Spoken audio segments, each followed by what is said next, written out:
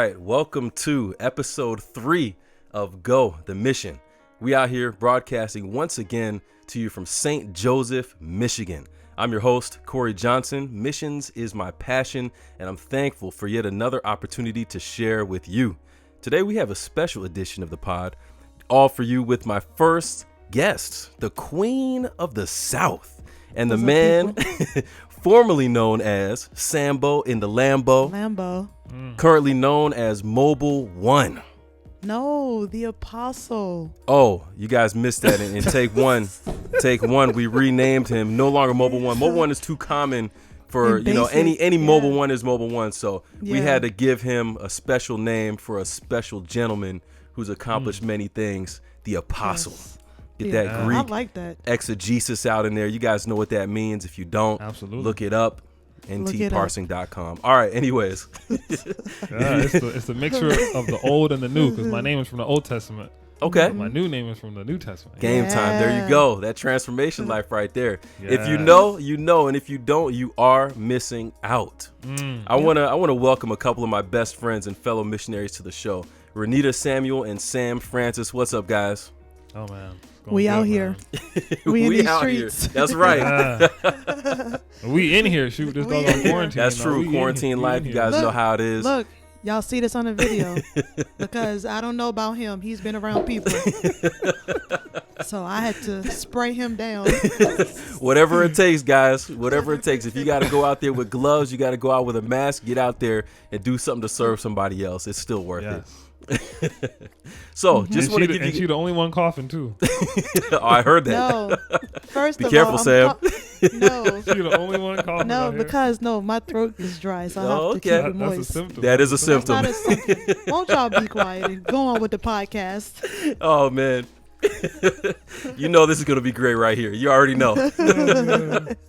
So yo, wait a minute. Yeah. This takes me back to 2011. Yep. Yeah. When we all slept in the sanctuary. Hold on, we're gonna touch on that. Okay. Oh yeah, you already know. Oh, man. Too many good times. I'm telling you guys.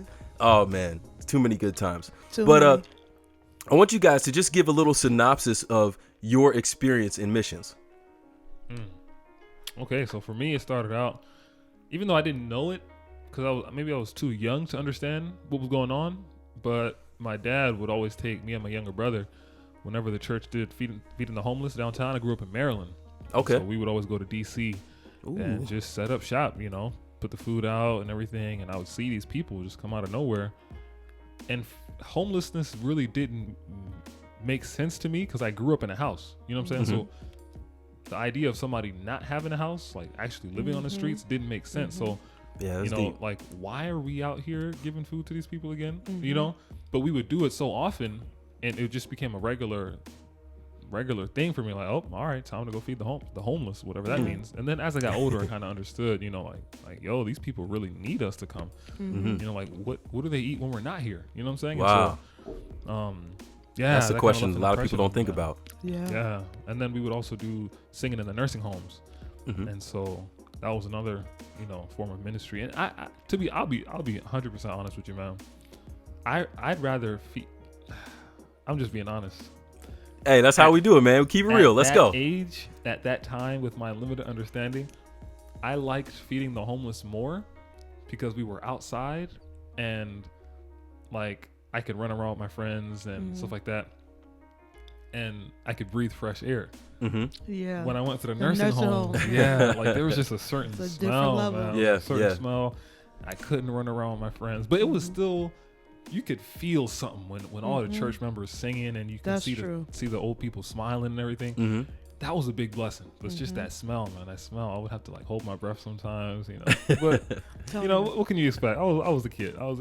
Yeah, it's true. But we grow up, we mature. That's how it is. Interesting experience in missions, man. And I know you got a whole lot more to talk about too, but we'll get there. Oh yeah, sir. How about you, ReNeita? So for me, I would have to say that it started with in-gathering. Taking it back. Yeah, those who are Adventists know what in-gathering. Well, I don't know about now. The older, you're right. Older Adventists know what in-gathering is, but we go out door to door collecting canned goods, and you go in the fall, so sometimes it fall on Halloween. They think you come trick or treating early because it was still daytime. Get them bags of candy, take it with us. But that was my early introduction, and then also in the children's choir, we went to the nursing home too, and I understand you. With those smells, it's like it does not leave you. I mean, right now, I can empathize with how you felt, but it was something that was so enjoyable because you see. And when you're a child, you don't know, because my family, we're close. So growing up, we were every Sabbath, we all gathered at my grandmother's house. So to visit people and then to understand that they don't always get visitors, they don't always see their family. Yeah. So when children come in to sing to them, that's so deep. It makes their day. Yeah. And so now looking back, I can see that was missions. Mm-hmm. And then with canvassing, I was 20 years old, leaving home, going to stay with people, sleeping on the floor in the church and asleep. Not even air mattresses. I had a sleeping bag on the floor. Yes. That's real missions. Nowadays, these canvases got it easy, man. Double stack king mattress. Yeah, king size. I'm like, what? That's too much work. I can't do all that. That's too much work. Yeah, but yeah. So those are my introduction to missions, and then with canvassing, and I'm still in that today. Yeah. All right, that's what's up. And just so you guys know, if you're unfamiliar with canvassing, it's going person to person, door to door, parking lot to parking lot, business to business, finding people wherever you can, just for the purpose of sharing the gospel with them through books. And Sam was just saying on his podcast this past week that between him and ReNeita, they got about 30 years worth of combined service in the mission field of canvassing. And if you throw mine in there, you got almost 40. So that's a whole generation. Yeah, literally. That's what we try to do out here. Y'all know what it is. Y'all know, man. So great times and great experiences for sure. That definitely helped me on a personal level become who I am today. And definitely shaped the way that I think about so many things. And you'll hear more on that in the future. So don't worry, those stories will come. But the purpose of this podcast is to educate, enlighten, and encourage others in the pursuit of missions and service. So the first thing I want to ask you guys is, what do missions and service mean to you? Like, how would you define that? Missions and service. I kind of see it as the act of forgetting yourself in order to help somebody else. So I feel like that's the principle of life itself. When we come into this world, our mothers have to forget about themselves so that we can get fed, so that we can get changed, so that we literally can live. So their selflessness is giving birth to our life. You know what I'm saying? And so yeah, that's really deep, man. Yeah, like how did we get to where we are today? It's because somebody took care of us. They had to forget about themselves to do that. You know what I'm saying? And so with missions, you're forgetting about yourself to serve somebody else in a spiritual sense, but not just spiritually, but it's also literally. Like going to feed the homeless. That's true. That was a legit need. We weren't even preaching to them really. It's just giving a meal, and in that act, it kind of opens up their heart to hear whatever we have to say. Because you got people that'll just go out there and preach. Yeah, it's like, you're preaching the truth, but I'm hungry. Right. You know what I'm saying? That's so deep. That reminds me of Jesus. Ellen White said that he met the people where they were. Yeah. Yes. Yeah. And like you said, so often you see people doing it backwards. They want to give Jesus, but my stomach is literally growling. Right. Yeah. I literally have no money to buy food for my kids. So while you're talking and I'm standing here politely, I'm not even hearing you because I'm thinking about reality. Yeah. And so missions, man, missions and service, it's definitely, and a lot of times we think missions is going to a foreign land, but missions is right here. If there is someone that is in need, or a group of people that is in need, we are to go. Wherever that is, whether it's in your city, whether it's in your state, whether it's in your country or another country, we are all to be missionaries, and to give of ourselves like Jesus did. Man. Meeting their need, and then they are able to hear the gospel. Even the 5,000. Yes. He fed them first, right? Didn't he That's feed right. them first? He was That's preaching, right. And then he realized they was hungry. Okay, so he was then he realized they were hungry. So then he So fed them. Yeah. exactly. He had to stop the sermon and say, hey, He had to let's stop. take care of y'all real quick. Yeah. Wow. Yeah. And it sounds like what both of you guys are saying is that you can't really have like true life, actual living doesn't happen without service. Yeah. All right. So, with that in mind, like, what's the first thing? Just, it could be anything. The first thing that pops into your mind when you think of your experience, if you're asked about your experience, what's the first thing that comes to mind? The first thing, Sam is thinking. You can tell he's not. Yeah, he looked up. He's not even following directions. My first thing when I think about my experience is I hated canvassing. Like I literally hated it because I honestly, and I'm glad that you're doing this podcast because it's making me realize something in this moment. Yeah. I didn't realize colporteuring was a mission when I started it. When I talk to students now, I let them know we are missionaries. Yes. You don't have to go overseas. You can be a missionary right here. Yes. But when I did it at age 20, I was like, man, when are these 3 weeks up? I did 3 weeks. And the day one, I was like, I'm ready to, I don't know if I'm going to finish this. Like, it was rough. But again, I was selfish and I was looking at myself. I didn't realize that I was taking the gospel to people. It was a requirement. I had to do it. So that's why I was there. And sometimes young people, their parents make them, so they don't realize what they're actually involved in. Like in gathering, I didn't know. I look back now, I was doing mission work. For me, the first thing comes now to that mind. you've thought about it, go ahead. No, the first thing that comes to mind is just wow. Like, you ask me, like, what's the first thing that comes to mind? Wow. Like, as I go back from the time we was feeding the homeless, through canvassing experiences, through time in Dominican Republic, it's just wow. God has done so much. Yeah. And when I accepted the call, I did not dream of being a part of something so great, you know, and that's the wow, God, like I don't know in what other way I could have seen so much of God. You know what I'm saying? Like, yeah, that's true. I'll agree with that for sure. Church is only all about 3 hours a week. Yeah. You know what I'm saying? That was one time a week.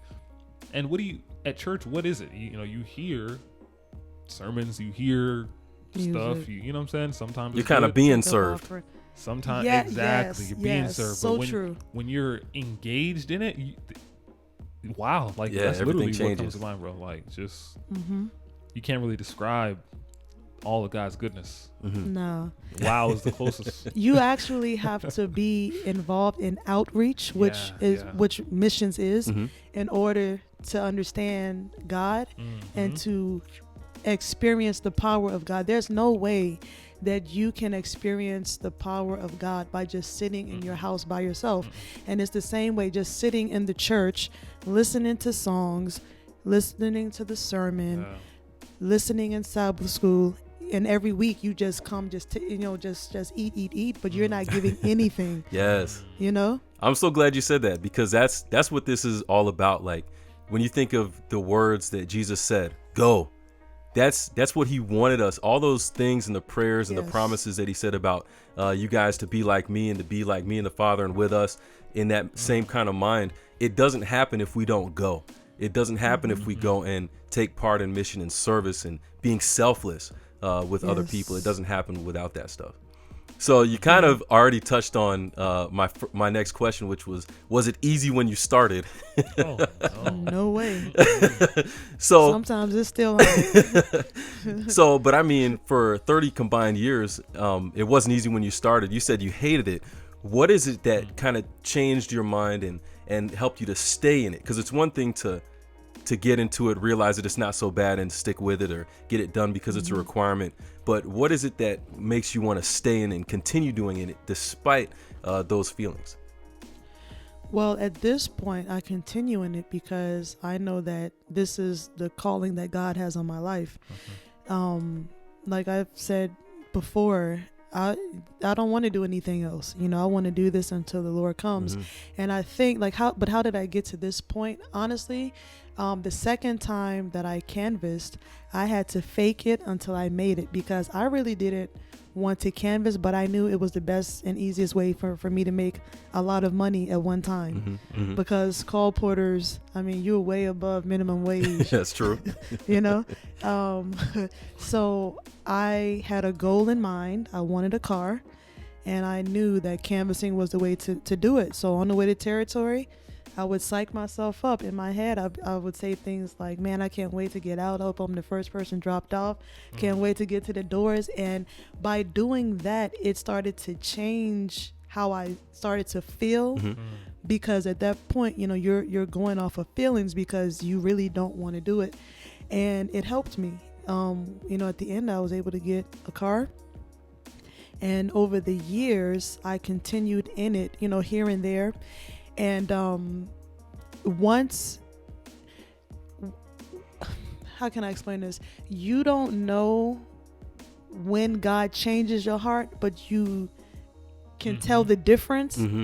For me, it's the same thing with canvas. And I can't say this was the day that everything changed, but it's like I started to, as I grew spiritually, as I grew in God, then that canvassing just grew with me. And now I see the bigger picture, that we are literally literature evangelists. We don't stand in the pulpit. We don't stand on the corner just preaching. We go to the door, and the sermon is in our books. And in order for the people to get the message, I have to present the books in such a way that they see their need in the books. It's a skill. And I'm doing my job. Yeah, it's a skill. Absolutely. Like that. And Sam, same thing? I didn't start off hating it. I started off knowing it was a calling. Oh, okay. The summer before, I was doing summer camp, and right around that time, 2007, 2008, that's when the Lord had just turned me 180. He got a hold of my heart. Awesome. And so I was praying like, okay, God, you're coming soon. Summer camp was good, but I don't know if these kids are gonna get it if I just feel like, yo, Jesus is coming. We got 5, 6, and 7-year-olds. Yo, Jesus is coming. Like, who's Jesus? So I'm like, all right. You know what I'm saying? So I was praying like, okay, God, where can I? And I'm not knocking summer camps or children's ministry. Nah, that's a legit thing. That's a mission. Yeah. It just wasn't my mission. Yes. And so through a series of circumstances and events, God's providential leading, he opened up the door for me to canvas. And, I saw it as that. I saw it as a calling. I saw it as God's opening from day one. And so did that make it easier? No. It did make it easier. A door slammed in your face is a door slammed in your face, whether it's a calling or not. People being rude, you know what I'm saying? Right. But I guess knowing that it was a calling, I guess you need God. You need the Lord to get through it. But yeah, it was something. It wasn't like a feelings-based thing. It was a calling of God. I gave my life to God, and this is where he's led me. So let's do it. All right. Yeah. So I'm thinking of, you're having these experiences, and on one side, it's not something that you really like and enjoy. And the other side, it's something that you kind of want to enjoy from a mental standpoint. But I'm wondering, how do you portray mission and service in those kind of settings, whether it's not liking it versus liking it and kind of feeling convinced like this is something you're supposed to do? How does that look within the different aspects of something like door-to-door ministry? How do you portray it to the people you're ministering to, or how do you portray it to, let's say, a team that you're trying to get to go with you? I'm glad you asked that, because I wanted to hear from both perspectives, because it's different for a bunch of mobile ones. It's a different thing. So go ahead, elaborate on those differences. Okay. So to portray it to the people you're ministering to, you gotta be sincere. You have to be sincere, because they can tell. See, you know what I'm saying? If you're this is the people at the doors. Yeah, the people. Well, at the doors. I guess your students too, really. Yeah, that too. It's a little easier To be honest, actually, I think it's a little easier to fake it to the people at the door because you're only there for what, a minute, or two, or three. You know what I'm saying? If they even give you that, if they that even much give time. you that much time, and True. so it's easier to fake missions to the people you're ministering to. But now on the other side, where you're a leader and you got young people depending on you to guide them in this work, if you're not in it, they can tell real quick, very quickly. And real talk, that's another mission. Yeah, that's a whole That's a whole nother mission, Yeah. because and honestly, for me, I didn't get it. I don't think I got that until I got into the position that I'm in now. Because as a head leader for years, I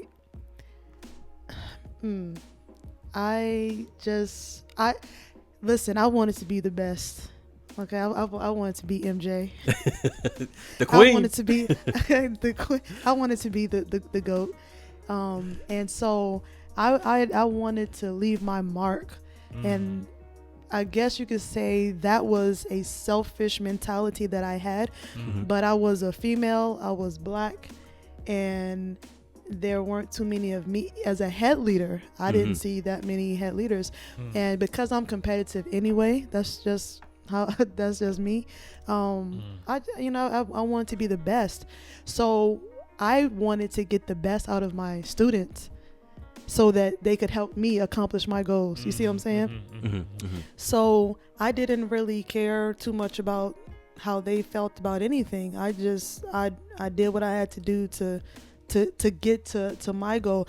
And I'm gonna tell you something. I think I realized it with Nigel and with Corey. How you treat your students. And Corey, I know you never heard this before. Okay. But it's like when I would see how students reacted to certain leaders, and then I would see, that they're still able to produce. And then it's like I started to see the students as humans instead of like machines, I guess. Right. And so as a director, it's a lot different. I see that I want to minister to the students too. You see what I'm saying? And for example, last summer I put myself halfway back into a program, and I wanted to have a baptism. One of the young people get baptized, and it happened. Wow! In the program that I was in, and that's so cool. I don't think I've ever seen that in any of my summers. And see, and for me, it didn't matter to me before. I didn't care. You see, even though I was in the work and I was starting to enjoy it, I had a goal that was selfish.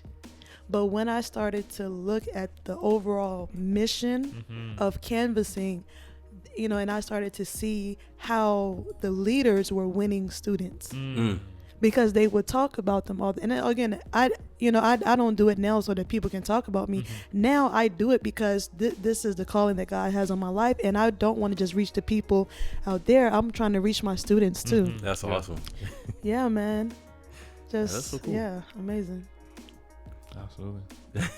So what is it that you guys enjoy most about your mission service, whether it be overseas or in canvassing? Man, the family, man. Like dipping into Dominican Republic a little bit, like it's a whole new world over there. Like if I had never learned Spanish, I would have never went to Dominican Republic. And look, when I go to Dominican Republic, the people over there, they receive me like a son. Like I have moms over there, I got aunts over there, I got uncles over there, man. I got cousins. And I'm not talking about blood. Like nobody in my family is from any Spanish speaking country. But when I go over there, it's as if a son was coming home. And this is in different cities in the island. I go to different, church ladies' houses, and it's just like they're like my aunts. I almost feel like I got more family over there than over here. Hey. You know what I'm saying? It's just like that love. True. Sounds like it. Yeah, I mean, it's real, man. It's real. So missions, man, and that's just in Dominican Republic. Over here, man, words can't describe the feeling you get, like from a leadership standpoint, when you see your students start to understand the mission, it's like, wow, like they're experiencing what I experienced, you know? So it's almost like double the joy, double the pleasure, you know? And it's just, I think that only comes when you're in it 100%. Like you can't, you can fake it in ministry, but you won't see that. No. You know what I'm saying? You won't. You got to be in. You got to be all in. Yeah, all in. Yeah. I tell you, Sam, sorry, but when it comes to your family experience being overseas, like, don't get me started on Palau, bro. Like, I've told people so many times that I feel more at home in Palau than I do in America. Yeah, and like, I thought I was the only one, dude. Like, and it's real. And people hear us say that, and they think we're just trying to hype up. Oh, go overseas and do mission work and do something. No, like, y'all don't understand. Like, seriously, you go over there and the people, they're so different. They're so welcoming. They're so loving, and it's like that. And I love that. Sorry for cutting you off, ReNeita. Go ahead. No, that's fine, because I think I kind of forgot now, because when he mentioned Palau, I'm like, yeah, I mean, I was trying to get Corey back so many times, and so many times he was like, yeah, but, and even when Natalia went over there, I could understand, and seeing the pictures as well, you know, it's like you can see that you guys genuinely love the people. Absolutely. And that you had a mission, you know, to reach them, because my understanding is that the school where you guys were, they were, it was an Adventist school, but the students are not Adventist. Correct. Less than probably 8%. Yeah, I couldn't believe that. Wow. I said, what? And that's when I realized, okay, they really doing missions over there. And I think even with the Dominican Republic, when you look at those countries and you look at America, those people seem more humble, because they don't have, quote unquote, the American dream. Right. Like when I always go back to Revelation 3, Laodicea, because thou art, you know, increase with goods and have need of nothing. People that have need, people that don't have much, they can appreciate Jesus more. They see their need of him, because what else do they have, you know? And so you come with a smile, you come and you're genuine, and you're talking about Christ as well. I can definitely see and understand how you guys, you know, both, and then they treat you like that. Then you come back home to America, people, you know, in their own little world, selfish, you know, I don't have time for you. Go on, you know. So I can definitely see that. I can see that. Yeah. It's interesting because the amount of receptiveness that you feel from the mission field, it's not like all, you know, roses and unicorns and rainbows. There are the other times as well where you face some opposition. But if you had to kind of measure it, it seems like canvassing is the opposite of that, where the majority of the people that you communicate with at a door, you may feel rejected, and not just turned down, but kind of in rude ways. So how is it that you're able to maintain that sense of service and mission in the face of that? I got this while he's thinking. Listen, when as you grow older, you mature. It's just a fact. Told Sam on this last podcast, when all living things grow. If you're not growing, then you're basically dead. And when time out. I kind of lost my train of thought. You're gonna have to edit that. All right, let me go. It's not gonna be edited, but go ahead. It's not gonna be edited. Nah. All right, let me go. So really, with projection, you have to learn to disassociate yourself. Wait a minute, it came back to me. I'm sorry. Oh my word! You Don't can't take interrupt my him now. point either. Don't take my point. No, because I don't want to lose it again. All right. Because he's not gonna edit it. I like that. This would be funny. This is just how we are, okay? It is. It's true. So, what I tell my students is you have to become like a duck. Ducks can be on the lake, the pond, wherever, while it's raining, because their skin is very oily, or whatever, you know, under the feathers is oily, right? Oil and water don't mix, so if it's raining and you see a duck, when the rain comes, it kind of like beads up on them and just rolls off. Mm-hmm. So I tell students all the time, listen, you're only going to see these people one time, maybe 30 seconds, for the rude people. If that, just let it roll off of you like the water on a duck. Like, don't take it with you. I've had someone be pretty much rude to me this guy in his yard. I can see him in Texas, Fort Worth, my first time canvassing, and he was just so rude and just so disrespectful. And I always go back to what Jesus said, shake the dust off your feet as a witness against them. I've literally done that, because in the judgment they cannot say, well, Lord, nobody told me. Yes, I sent someone to your door. So yeah, for me, that's how I kind of look at it. I can't sweat it. There is someone who wants the truth, and you just gotta find them and spend your time with them. Okay, right. Go ahead. Yeah, so I would say it's along the same lines, but it's a process. You've got to learn how to disassociate yourself from the rejection.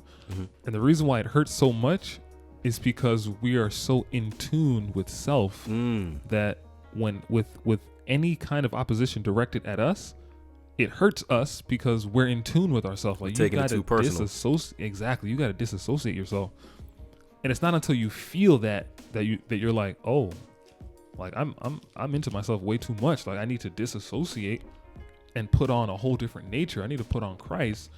And when you realize Christ has gone through everything that I've gone through and worse, in that light, it's like, what is a slam door? You know what I'm saying? What is somebody yelling at me? You know what I'm saying? If Christ was whipped, you know what I'm saying? I haven't been whipped yet. You know what I'm saying? I haven't had anybody spit in my face. Nobody you know spit on me. So when you look at it in that light, your rejection is it's lighter, and it doesn't go away completely, because rejection hurts regardless, but it hurts differently. You know what I'm saying? Like, I'm kind of hurt because you have an opportunity to accept the gospel and you're turning it away instead different type of hurt. Like, do you know who I am? Like, yo, like how dare you talk to me like that? Right. It's a different kind of hurt. You know what I'm saying? And so yeah. I'm glad you brought that up, because I feel like this whole idea of being too connected with self, it's also behind the hesitation and unwillingness to go and serve, because people are thinking of how they're, it's more, well, what's going to happen to me? How are people going to react towards me, instead of how are these other people? They don't understand that mission is something that's bigger, right? And service is something that's bigger than just us and who we are. Definitely, yeah. Go ahead. So I want to know, how has your mission experience, we've talked a lot about it in the sense of canvassing and being overseas and how it's impacted us in those ways, but how have you seen the personal growth specifically from those ministries affect you in other aspects of your life and personal growth? I've seen it affect me in other ways, because I've learned how to deal with people so much better. There's a quote, and I'm not going to paraphrase it because somebody's going to be like, yeah, Sam said it. So I'm just going to take the spirit of the quote, and it's like, the canvassing work prepares you for other fields of missionary work. You know what I'm saying? And so the rejection you go through in canvassing, and not just the rejection, but the ability to reach people, you take that. The principles of how to approach people who don't believe like you do, depending on what mission you're in, you're going to have to be dealing with people who are not Seventh-day Adventists. And if you don't know how to talk to them, you'll never be able to reach them. You know what I'm saying? Like, you can't go up to a non-Adventist and be like, yo, happy Sabbath. Like, what? Like, what? There's just different, like a whole different language you have to use, and you learn that canvassing. And that's just one way. Another way is goals. Like, in the canvassing work, you set goals, and some days you reach them, some days you don't. In life, some days things go your way, some days they don't. And so you just got to be able to learn how to, live on the mountaintop and in the valley at the same time. It's a mix. But those are lessons that I've learned from canvassing. Like, when we reach goals, we celebrate. You know what I'm saying? And you should. Oh, absolutely. Just like in life too. You're right. I like that. Yeah. And then every other day is like I'm going after something. You know, I've got a goal. I'm gonna reach it. I've got to keep that mindset of I'm after something. You know, and I'm not gonna stop until I get there. But it all depends on your mindset. You know, and just those lessons I've been able to take from canvassing and apply it in everyday life. Yeah. All right. How about you, ReNeita? Mine is similar. I would say tactfulness. You literally learn how to talk to people, because if you're trying to win someone, you can't be rude and short with them and, you know, dismissive of what they're saying and all of that. So tactfulness is one. Learning how to live with other people. Oh, yes. In a canvassing program, most definitely.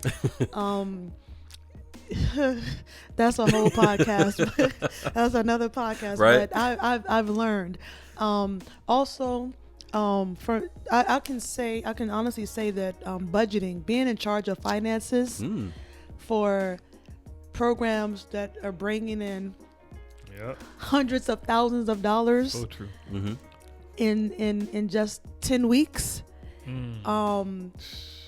A program that's bringing in $100,000, 150, and then also having, like, you're responsible to make sure that people are paid. This is what companies make in a year. Yes.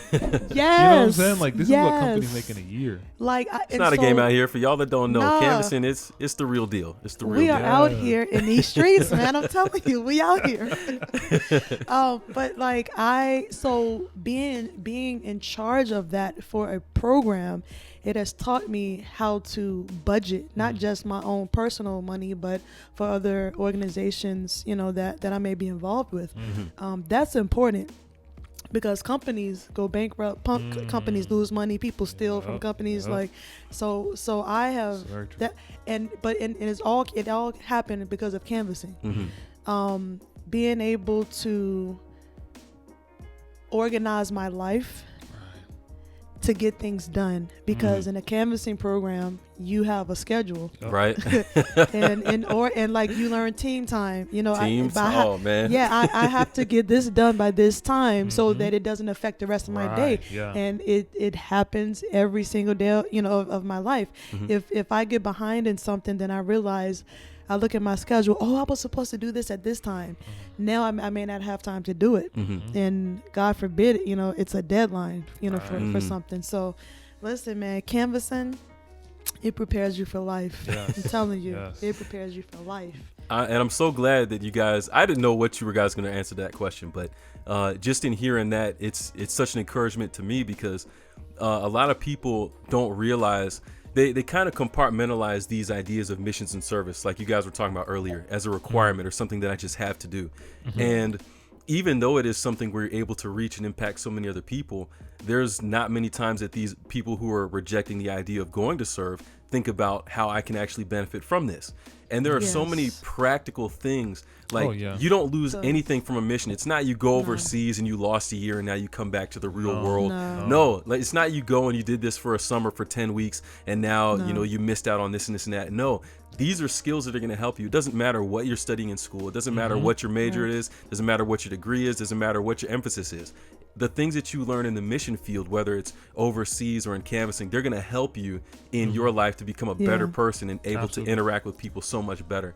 And then when it comes to being an Adventist on top of that, the whole purpose of why we're here is to share the good news. Exactly. So if we don't learn those skills and take the opportunity to practice those skills to get better at sharing the gospel, then are we even really Adventist? But you know, brother, let me tell you something. Man, listen, if you do missions for 10 weeks or for a year and you feel like you wasted your time, oh my goodness, you missed the whole mission. Right, It has gone over your head. I don't know what. You have literally missed the boat, the ship, the canoe. The life raft. You didn't miss the whole thing. Oh man, so deep. 10 weeks. I have learned so much in a 10-week program. Yes. And not just as a student, even as you never stop learning. You never stop growing. I have, in this position, I've learned things. As a head leader, I learned things. As a student, I've learned things. I mean, So, you're going right where I'm going with this. I want to know, as we get close to the end here, what's your biggest takeaway that you've learned from your mission experience? Faith. That's the biggest takeaway, man. Faith. Did you say faith? Faith, yeah, because you learn okay, I know what I have to do, and I realize that I can't do it. So the only way to get it done is to believe that somebody else can do it, and that somebody's God, Yeah. And so if there's anything you take away from missions, it's gotta be faith. Like, I'm just like, what else can you take? I mean, you can take away so much, but for me, the biggest takeaway is the fact that I know, not based off what my grandma said, or what my mama said, or what the preacher said. I know God is real. Yes. I know God saves, and I know he loves sinners. One, he saved me. Yep. Two, I can see him working to save these people out here, because there's no way in the world that lady was going to get this book. You know what I'm saying? Like, there's no way in the world I met this person right here at this time. You know what I'm saying? It's, oh man, faith, man. Faith. That's so true. For me, I would say my biggest takeaway is dependence on God. And I guess it goes right with what you said, Sam. There's no way every success that we have is because of God. Yes. Especially in this work. I mean, if you play professional sports, or you're in some big company that has nothing to do with spirituality, I can see you taking credit or what have you. But in this work, because it's a spiritual warfare, listen, I like to be smart and use common sense. I know that I'm no match for Satan. I'm no match. He has gained the victory over me many times. But I see the need and my dependence on God. So I know that with him, all powerful. Because of him, not me, because of him. And so, what I have learned the most in this is that I need him. I need him, not just for the rejections and the people in the field. When I'm dealing with students, I need him to be patient, to not be so quick to react, because naturally that's me. I react just like that. But when I take the time to think and to sleep on things, then it's like God can speak to me clearly, because in my experience, God doesn't, try to out talk me or try to out shout me. When I'm in my feelings, I'm in my feelings. He lets me be in my feelings. And when I calm down, then I can clearly hear him speaking to me. You see what I'm saying? Yeah. So yeah, man, I need him. I need him. Personally too, you just need him in all aspects. It's true. It's so practical. When you think of people and the struggle that they have, just in this world, there's so many people who feel like they're alone. And even within the church and believers, there's a lot of people who feel alone and feel like they don't have someone to depend on. And sad to say, a lot of times those feelings can be brought on by people who are just too focused inside. If we don't look outside of ourselves, we don't see the hundreds of thousands, millions of people who need us to be willing to go to them, but we also don't see that we're not in it by ourselves, and that we have someone that we can depend on to help us through the things that we're struggling with on a personal level also. So there's so many good things that you can apply from your answers there. So thank you for that. And last question, what would you tell someone if you were to encourage them to go and serve? Don't think too hard. Just go. Just do it. Because that was perfect. Jonah done thought himself out of a blessing. You know what I'm saying? Jonah done talked himself into the belly of a fish. Right. So don't think about it too much. Just go ahead and sign up. Like, if there's an inkling in your spirit, it's God. Just go. Yeah. And keep it simple. Just do it. Because I'm telling you, like, the moment you start thinking about it, you give the devil, you give him an inch, he's gonna take a mile. Like, that's just the way the devil is. So you try to consider it, and you will find good reasons why not to go on a mission trip. And it may not be like we talked about earlier in another country. You will find good reasons why you shouldn't do anything for the Lord. You got studies, you can't afford it, this, that, and the other. And trust me, there's a million other reasons. It's dangerous. So before your mind gets going, just do it. Just go. Yeah. God is going to bless. God's going to take care of you. And it's not something I'm just saying just so you can go. I've been there. I've been in the streets, so I've been under fire, and I'm still here. I'm still here. And so, amen. Just go. Just it. Just don't think about it too much. Just sign up and get out there. I hate to say this, but I mean, he said it's like, I agree. I mean, not that I hate to agree, but I would like to say something different, but it's true. Like, okay, I'll adjust it. I would say pray and go. And I would say go more, because one thing that is so irritating is when people say, well, I'm still praying. I'm still praying. Okay, I'm praying. Okay. Listen. Yeah. How long does it take? Corey, you see my face. I see it. Because it is so frustrating. There's, I believe it's a scripture that says, what does it say? Something about God comes in the valley of decision. Yeah, y'all haven't heard that before? Okay, somebody on the podcast, look that up. It is, I don't know, I can't remember if it's a script. There's some scripture, because I remember Tim, there is a scripture. It's in, I think, the book of Psalms or Proverbs. Tim showed it to me before. Okay. When people are always talking about, they have to pray about this. I mean, yes, we all need to pray. Prayer is, we want guidance from God, but it makes no sense to just stay in a valley where you're trying to decide. It says the Lord cometh. Yeah, that I think that's a scripture. Why does no one know? I'm sorry. We have to find it. The book of forgetfulness, chapter 1. Chapter 1, verse 1. Right. But God does, spirit of prophecy, we weary the angels when we don't make a decision. Because the angels are ready to go. Right. When God told the angels to go wake up my son, there was an earthquake. Mercy. And I heard a sermon. Somebody said that the angels were coming so fast that they hit they couldn't stop. They hit the earth that fast because they were coming. I'm just saying. You got these angels out here tripping. Looking mad reckless. It was a sermon. That was they just wanted to come. It was somebody's sermon. Listen. I could visually see it, so I liked it. But what I'm saying is that the angels are ready to go. They're ready to work in our behalf. So when we're just standing around, we don't, should I go here or should I go? Now this offer just came. So should I take that? Now you spend all this time thinking about what to do when you could have already been gone. Right. Yeah. And the angels are like, well, I don't know what the Lord told us to help them, but they just standing here, don't know what to do. So what are we? Now they confused. Right. Man, that's so on point. Y'all can't remember my scripture, man. Hey, you said spirit of prophecy. That's different. Well, because there is a scripture too, and then the spirit of prophecy came to me. It is different. You're right. All right, so we'll have to figure that out, and that'll be a little bonus feature, maybe next episode or something. I'm gonna text him.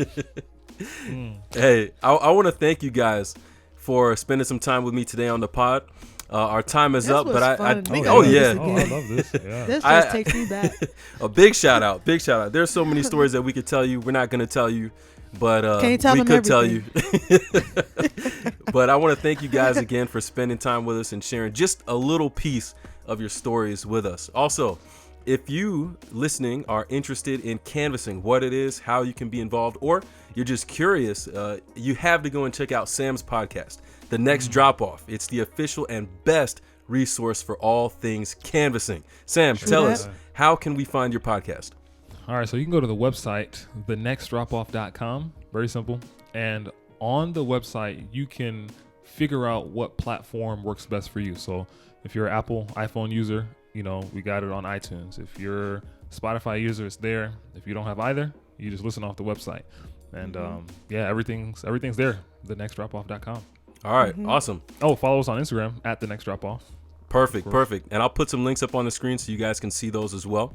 Okay. And, I've always said that everyone should try canvassing at least once, whether you think you can or not. Just give God a chance to do something awesome in your life. So thanks again for listening to this episode of Go. The Mission. Okay, go ahead. Because you're going to make me get violent with you. Why? Because I didn't give you a frontline plug? Thank you. Introduction. Go ahead. I'm waiting. All right. So All right, part 2 of our little canvassing plug here. ReNeita, go tell people about the Frontline and how they can be a part of that. Summer canvassing or canvassing throughout the school year. Can raise up a little bit so they can see you. Oh, so y'all did that to me, huh? You see this? Yeah, see, if y'all would have told me, I would have is. worn mine and I'd have had the plug on too. I just got a generic hoodie all right now. Listen, bro. Every day, all day, when I go to the gym, it's a Frontline shirt with the sleeves cut off. Okay. I'm always advertising. Always repping. Every time he does a podcast, he likes to, say that he's not biased, but he always repping Frontline because he knows. So listen, guys, if you want to canvas, you want the best, greatest canvassing experience, just join the Frontline. It's simple. Frontline, magabookministries.com. There it is. Visit the website. Or you can follow us on Instagram at joinFMM. Frontline, join the Frontline. All right, that's what's up. Which, by the way, Corey... I have to give him his props. I came to Corey one day and said, Corey, we need a logo and a theme. And he asked something. I said, listen, man, just because that's not my gift. I'm not that creative like that. Right. I can see that I need something and then I go to the creative people. Right. He always designed the t-shirts every summer. So I said, did the song. So I said, Corey, I need something. Corey came with the scripture. And he came with the logo. And with the logo, when I went to the conference, they tweaked it. And so this how we came with this. But it was Corey, Frontline. And then Tim added God. the MAGA book. It was God, yes. Tim added the MAGA book part so that people know what we're doing. And yeah, that's that. That's so cool. Thank you. And I'm so glad to be a part of Frontline. It's true. You want the best, you got to stick with the best. Frontline and the next drop off. Go check them out. You're going to learn some incredible things here that are going to help you, not just for canvassing, but just in life, period. So this is my take 2 on my outro right here. Thanks for listening to this episode of Go the Mission. Once again, this is your host, Corey Johnson. And if you want to know, keep listening as future episodes come out every other weekend. Sorry. It seems like every weekend now because it's 3 in a row, but every other weekend, a new pod is going to drop. And on whatever platform you're tuning in on, like, subscribe, and share so we can continue to get the mission out there. And also, for anyone listening or watching, if you have anything you'd like me to research, any questions about missions, or you're wondering how you can be a missionary, let me know. Especially if you are or have been a missionary already and you're willing to share your experience, please get in contact. My email is gothemission@gmail.com. That's gothemission@gmail.com. Or you can just drop a comment or a message through social media or YouTube. And as usual, check the screen for some ways you can connect with the pod, and we will keep you updated with the plans for the future. Finally, remember, to exist is not enough.